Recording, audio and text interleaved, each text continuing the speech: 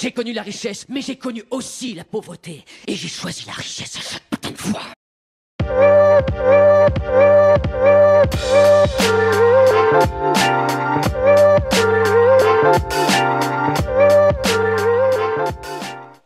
Et bonjour à tous et bienvenue sur la chaîne de l'Examen Crypto. Nous sommes le jeudi 30 janvier 2025, il est 7h25. On va faire le point bien sûr sur les news, on va regarder les indicateurs, on va regarder aussi après le Bitcoin et les altcoins. Il s'est passé beaucoup de choses, on est repassé vraiment dans une configuration très intéressante. Quand je vous dis qu'en crypto-monnaie tout peut changer en quelques instants, ça va très vite. Allez, on s'installe et on démarre avec directement le calendrier macroéconomique du jour.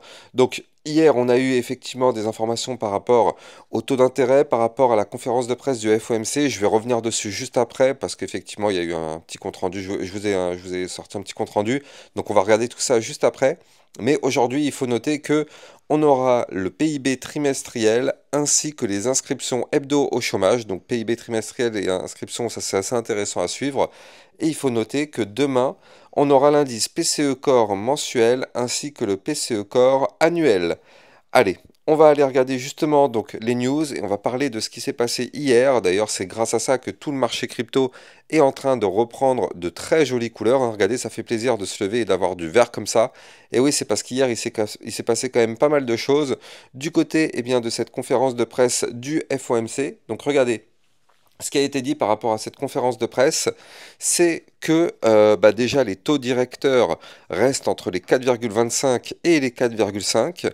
L'économie, elle reste solide, l'emploi est stable, l'inflation est toujours élevée, mais il y a un objectif à 2% à long terme.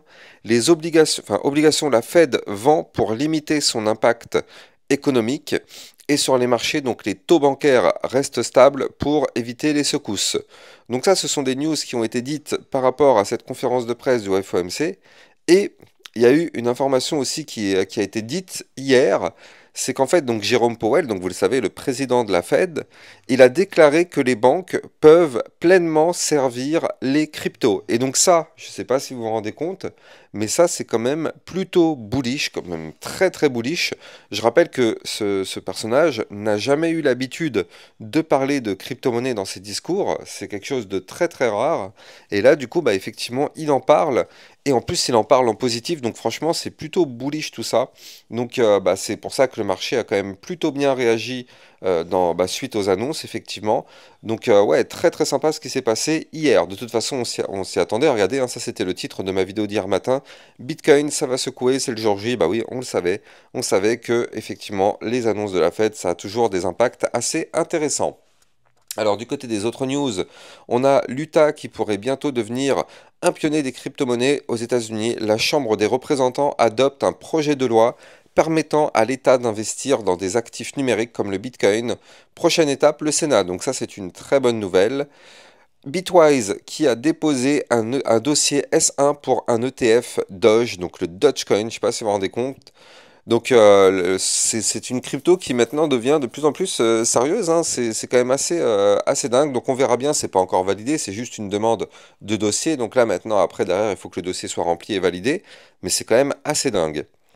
Alors, souvenez-vous, on avait quand même élaboré un scénario sur ma chaîne YouTube et on est en train de le suivre à la perfection, hein. Pour ceux qui me suivent depuis maintenant quelques jours, vous avez vu en tête le scénario avec regardez, la réintégration du range par le bas, le rebond sur le bas du range pour faire le pullback. Et si on validait le pullback, le but était d'aller chercher le haut du range. On va regarder juste après si on a réalisé ce scénario.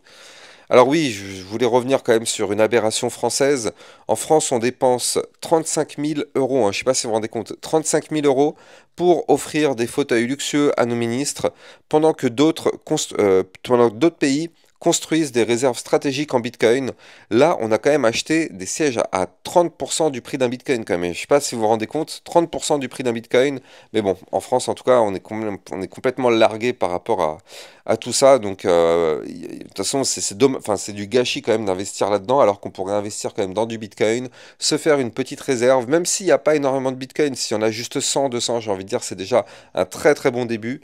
Mais en attendant, malheureusement, on préfère acheter des fauteuils.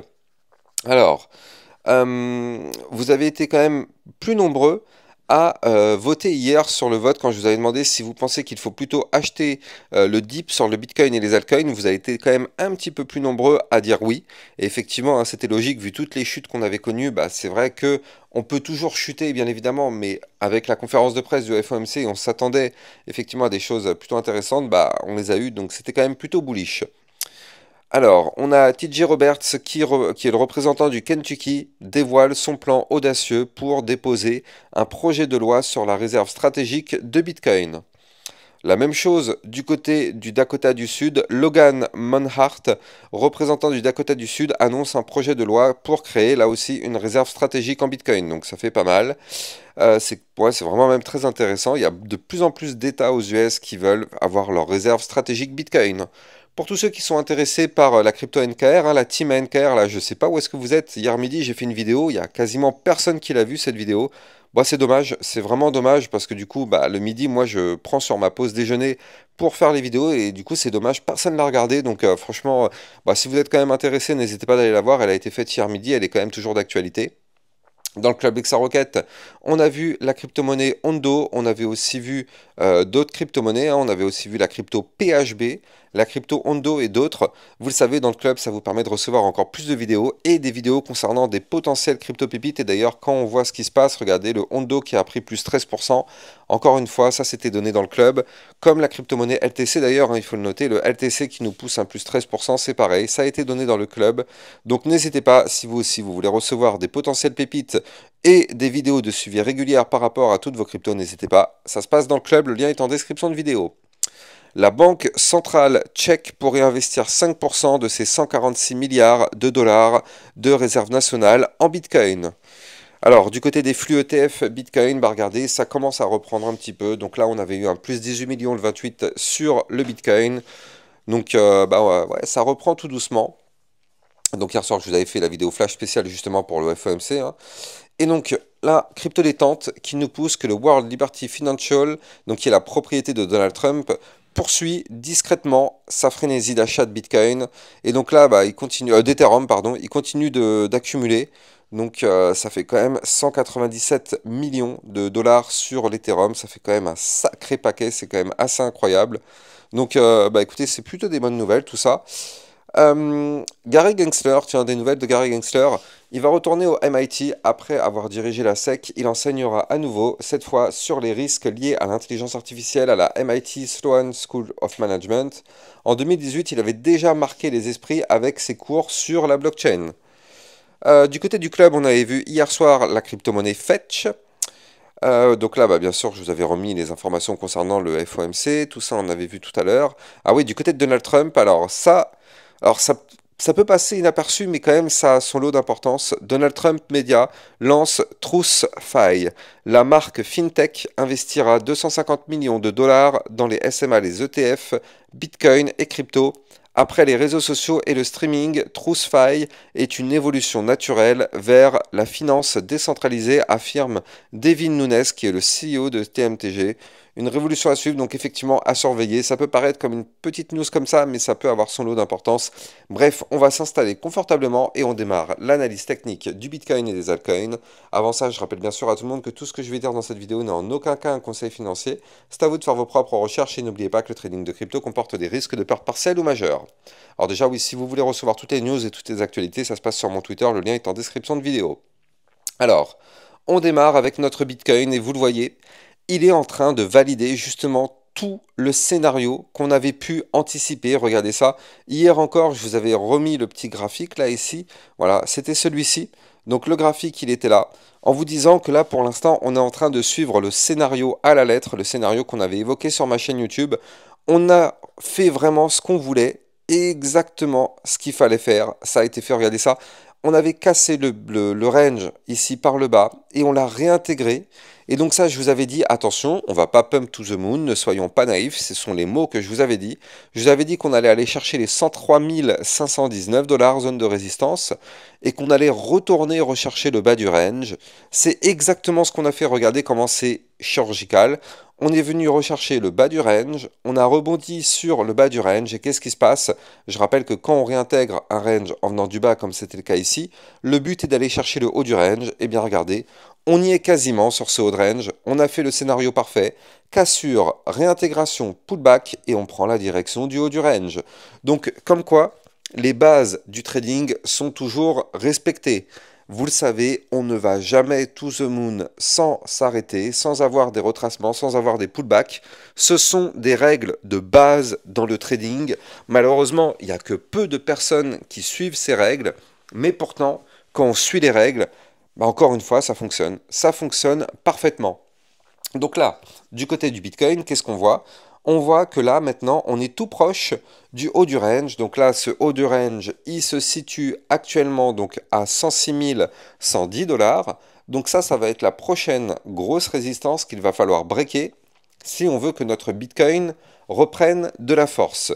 Et oui, c'est bien beau, hein, c'est bien beau d'aller chercher le haut du range, mais si on n'arrive pas à le breaker, ça sert un petit peu à rien, j'ai envie de dire. Donc là, il faut quand même noter qu'on est au-dessus du ruban de moyenne mobile. Donc ça, c'est une excellente nouvelle en vue court terme. Et on va se mettre là en vue moyen terme. Voilà, regardez ça. On est... Oh là là, si on va le faire, franchement, ce serait incroyable, les amis. Ce serait incroyable parce que ça fait maintenant des semaines et des semaines qu'on analyse ce scénario. Et ça fait des semaines que je vous dis, attention, on a quand même quelque chose de très intéressant qui se met en place. Ce serait juste dingue de le valider. Mais regardez ça, souvenez-vous. Là, je suis passé en vue jour, donc moyen terme. Et donc là, qu'est-ce qu'on voit? Eh bien, on voit que hier, ça y est, on s'est extirpé de notre range daily par le haut. Regardez ça. Ici, on avait un range à 102 851. C'était le niveau clé en daily qu'il fallait breaker. Eh bien, regardez, ça y est. Hier, on l'a breaké. Et qu'est-ce qui se passe? On va chercher maintenant nos derniers points hauts. Et donc là, je rappelle que nous, on a un niveau clé qui va être important, qu'il va falloir breaker. Ce niveau clé, il est ici à 106 139 dollars. Je rappelle que ce niveau clé, c'est pas un niveau clé anodin, c'est le niveau clé qui correspond à la ligne de coup d'une tasse et anse. Je rappelle que ça, c'est un pattern chartiste bullish. Et donc là, si on arrive à breaker ce niveau clé, dans ce cas-là, ça veut dire qu'on casse le dernier point haut et qu'on valide la ta séance. Et si on valide ça, bien sûr, ce serait pour aller rechercher les 110 000 dollars, peut-être les 113 000. Et je rappelle que la target théorique, c'est les 116 000 dollars du côté du Bitcoin. Mais bon, pour ça, ne soyons pas naïfs. Vous le savez, on avait ici, n'oubliez pas, la ligne en bleu de tendance haussière très long terme qui nous a déjà rejeté à plusieurs reprises. C'est cette ligne qui a mis fin au dernier bull run. C'est cette ligne qui nous a empêché d'aller chercher des points beaucoup plus hauts il y a plusieurs mois. Et c'est cette ligne qui, depuis tout le mois de décembre, continue de nous rejeter. Donc bon, vous l'avez compris, cette ligne de tendance haussière très long terme, c'est une résistance en béton armé. Donc là, cette fois-ci, on arrive avec une ta séance, donc c'est-à-dire une figure chartiste bullish. Donc on arrive avec de la force. Est-ce que ça va nous permettre justement de casser cette figure et d'aller chercher des points plus hauts? Eh bien écoutez, on verra ça dans les prochains jours, prochaines semaines, mais pour ça, on n'a pas le choix. Il faut dans tous les cas breaker les 106 110 dollars parce que de toute façon, tant qu'on n'arrive pas à breaker ce niveau clé, ça ne sert à rien d'espérer quoi que ce soit. On ne fera strictement rien du tout sur le Bitcoin si on ne break pas ce niveau. Donc comme ça, c'est clair, net et précis. Mais en tout cas, on va pas se mentir, c'est quand même très très propre ce que nous fait le Bitcoin. Et franchement, si vous me suivez sur ma chaîne YouTube depuis quelques temps, vous pouvez pas dire que vous êtes surpris.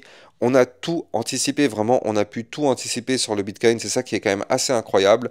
Donc du coup, vous êtes au bon endroit, au bon moment pour réussir votre bull run, bien sûr, tout en restant prudent. Vous le savez, sur ma chaîne YouTube, c'est mon mot d'ordre, c'est vraiment ce que j'arrête pas de vous dire. Je sais que en tant que YouTuber crypto, c'est pas ce que la plupart des gens veulent. Les gens aiment le gambling, les gens aiment qu'on leur dise que ça va pas un peu to the moon, qu'on va devenir riche et tout ça. Les gens aiment entendre ça, mais malheureusement, moi je vais vous dire la vérité et je vous dis tout le temps la vérité. Quand on doit être prudent, quand il faut faire attention, quand on arrive sur des situations délicates, je vous dis, je préfère ça que de faire, eh bien, vous caresser dans le sens du poil en vous disant que ça va continuer de monter, par exemple, alors qu'en fait, on savait, comme au mois de décembre, souvenez-vous, je vous avais dit, le marché était en surchauffe. C'est pas ce que les gens voulaient entendre à ce moment-là parce qu'il y avait une grande vague d'euphorie, mais il faut rester réaliste. Donc là, la réalité, c'est que malheureusement, tant qu'on n'arrive pas à breaker la ta séance, eh bien, il faut se dire que malheureusement, on est sous résistance et on n'ira pas chercher des points plus hauts tant qu'on ne break pas ces niveaux clés. Et je vous dis qu'il faut absolument breaker ça. Pourquoi? Bah parce qu'en fait, si on se met en vue hebdomadaire, eh bien, regardez, ça passe ou ça casse, hein, mais si on n'arrive pas à breaker les niveaux clés, On pourrait former alors un très joli double top qui pourrait nous faire retomber beaucoup plus fort.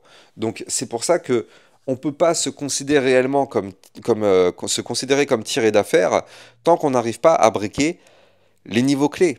Et donc là, du coup, on a cette fameuse ligne de coup de la tasse séance, mais surtout, on a la résistance des 107 872 qui va correspondre à la ligne de coup avec la ligne de tendance haussière, justement, dont je vous parlais tout à l'heure. Donc ça, si on break ce niveau clé, alors oui, ça nous permettrait de respirer. Ça nous permettrait de faire un nouvel ATH. Oui, mais pas avant. Et c'est pour ça que vraiment, tant qu'on est sous ces niveaux clés, il faut quand même rester extrêmement prudent. Je rappelle que les indicateurs quand même sont relativement hauts. Et d'ailleurs, en parlant d'indicateurs, j'ai oublié de vous montrer tout à l'heure, mais regardez, du côté du Fear and Greed Index, on est dans la neutralité. Mais du côté de la map de liquidité, c'est là où c'est intéressant. Regardez, on a été chercher les liquidités qu'il y avait au nord, on l'avait vu déjà hier. Hop là, on est venu chercher la zone entre les 104 000 et les 106 800 dollars. Et là, ce qui est intéressant, c'est qu'on va avoir eh bien, des prochaines zones de liquidité qui commencent à s'accumuler. Regardez, hein, entre les 109 400 et les 118 000, même j'ai envie de dire 119 000, ça accumule. Et regardez, il y a plein de petits ordres qui continuent. Regardez ça, on les voit, on les voit, on les voit. Jusqu'à 161 000 dollars, il y a des petits ordres qui continuent de s'accumuler. Alors oui, il y a beaucoup moins à aller choper au nord qu'au sud, hein, parce que regardez, au sud, il y a quand même des énormes zones à récupérer, hein. Il y a quand même des gros clusters. Regardez ça, il y en a un énorme entre les 80 000 et les 70 000. Il y en a un autre ici à 55, entre les 55 et les 60 000 dollars. Donc c'est vrai qu'il y a plus de liquidités à venir chercher au sud qu'au nord, hein, quand on regarde bien.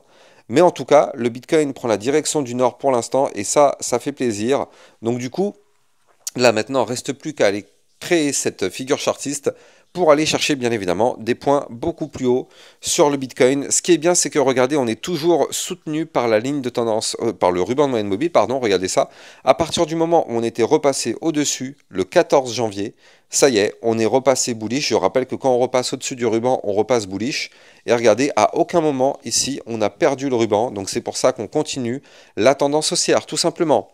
À partir du moment où on casse le ruban, comme c'était le cas ici, bah là, dans ce cas-là, on chute. Bah là, nous, c'est le contraire. On casse à la hausse. Donc, dans ce cas-là, maintenant, tant qu'on est au-dessus de ce ruban, on reste bien évidemment en configuration haussière sur le Bitcoin. Et ça fait vraiment plaisir. Donc, dites-moi en commentaire si vous pensez qu'on va valider cette séance et si vous pensez qu'on va aller chercher des points plus hauts, qu'on va faire un nouvel ATH. Dites-moi en commentaire, argumentez si vous pouvez. Comme ça, moi, je regarde tout ça, je les lis, c'est hyper intéressant. Mais du côté du Bitcoin, il va falloir surveiller tout ça dans les prochains jours. C'est quand même vraiment pas mal. Surtout que n'oubliez pas, les news sont quand même importantes entre aujourd'hui et demain aussi. Donc il va falloir surveiller ce calendrier. Allez, on va checker les altcoins et on démarre avec la crypto Atom Cosmos. Ça fait très longtemps qu'on n'en parle plus trop de cette crypto-là. Et pourtant, on arrive dans une fin de compression. Donc là, du côté de l'atome, c'est intéressant de voir ce qu'on est en train de faire actuellement, hein. Comme vous pouvez le voir, on a une ligne de tendance baissière. Donc je préfère directement casser les rêves de tout le monde. Tant qu'on est sous cette ligne de tendance baissière, vous l'avez compris, on est baissier. Donc ça ne sert à rien d'espérer quoi que ce soit tant qu'on est sous cette ligne. Dit comme ça, effectivement, les choses sont extrêmement claires. Je dis ça parce qu'il y a toujours des personnes qui achètent en FOMO et après qui se disent bah non mais je comprends pas, ça a chuté. Bah oui, mais est-ce que le niveau clé a été breaké? Bah non. Si on achète maintenant et qu'on est sous résistance, je rappelle qu'on est sous la ligne, on peut très bien acheter maintenant, ça monte un petit peu, on se fait rejeter par la ligne, boum, on s'effondre. Donc je le dis, je le répète, tant qu'on est sous les résistances, effectivement, c'est délicat. Là, en tant que résistance, on en a une belle, c'est cette ligne de tendance baissière.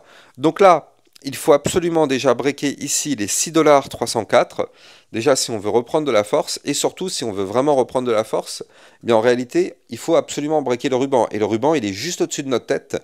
C'est pour ça que je parle de cette crypto Atom Cosmos. C'est parce que la configuration devient intéressante. On a une ligne de tendance baissière. On a un ruban de moyenne mobile juste au-dessus de cette ligne.